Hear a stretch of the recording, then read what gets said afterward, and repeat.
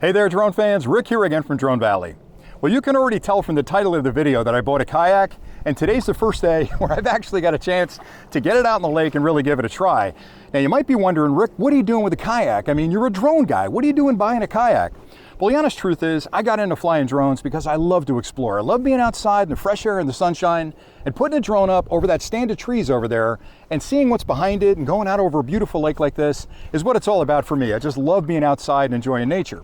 So a lot of times I'll go to a lake like this and there's a lot of people around the outside and I feel really bad putting the drone up and bothering them. So I thought, if I got a kayak or a small boat, I could get out to the middle of the lake and I could launch the kayak from the boat. I could fly to my heart's content. I could land it on the boat and I could actually come back in, not bothering anybody. So I bought this kayak to do exactly that.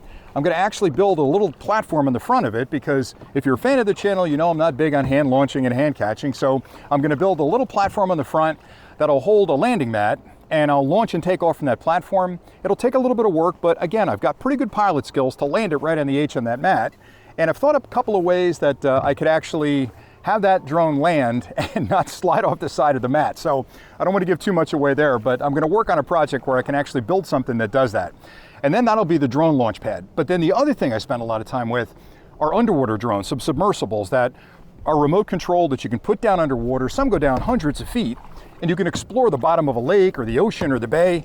And I can't really do that from the shore because a lot of lakes like this have a lot of greenery and undergrowth and stuff near the shore, a lot of seaweed and plants, so the impellers get jammed up. So having a kayak allows me to take that submersible out to the middle of the lake. I know I'm paddling backwards, but it allows me to take it out to the middle of the lake and put it down and actually see what's down there, where the deepest parts of the lake are, which is the coolest thing to me. Now, I actually thought, if you guys are interested, I can put together a series of clips that I'm gonna call, What's Down There? And we can explore these lakes together. So I can actually take the kayak out to the middle of the lake, drop it off the side, not the kayak, but I can drop the submersible off the side of the kayak and actually send it down, and we can explore together down there to see what kind of fish are down there, to see if there's anything sunken down there, any buried treasure or sunken treasure. So we can have a lot of fun on these Saturday afternoons. But that's one of the things I was thinking about. But for me, just being out here in the fresh air, and I'm pretty close to the Great Adventure amusement park over there. I'm on that big lake nearby. It's just beautiful to be out here and smell there's a bit of a fire going over there. Somebody's got a fire going. I've got birds over here. A couple of fish came up near the surface.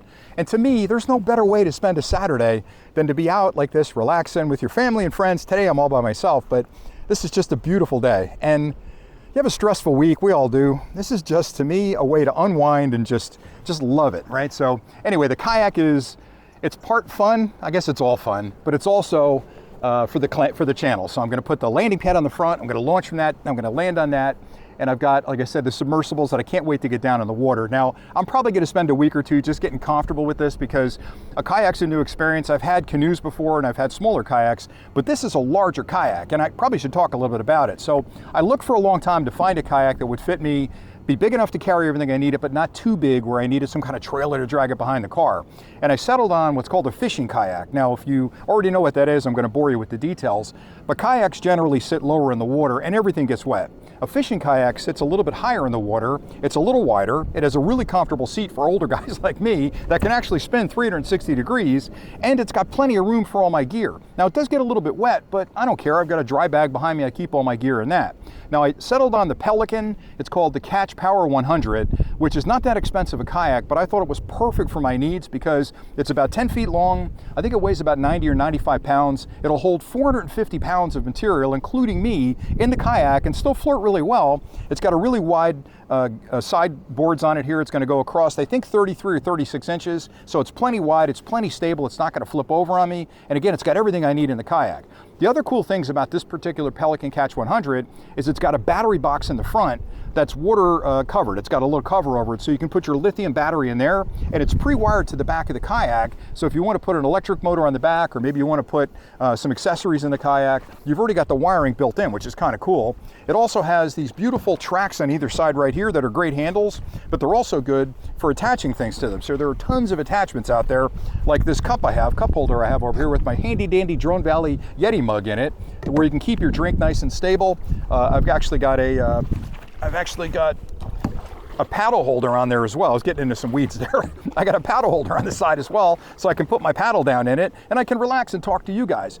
It has more slides up front. It's got scuppers in it, so you can pull those out if it gets really, really wet, and you can let the water get out. It's got everything I need, and again, it was a reasonably priced kayak, so it fits on the top of my car. I can actually slide it into the Explorer through the back and just tie down the back, and I'm good to go. So I like it an awful lot.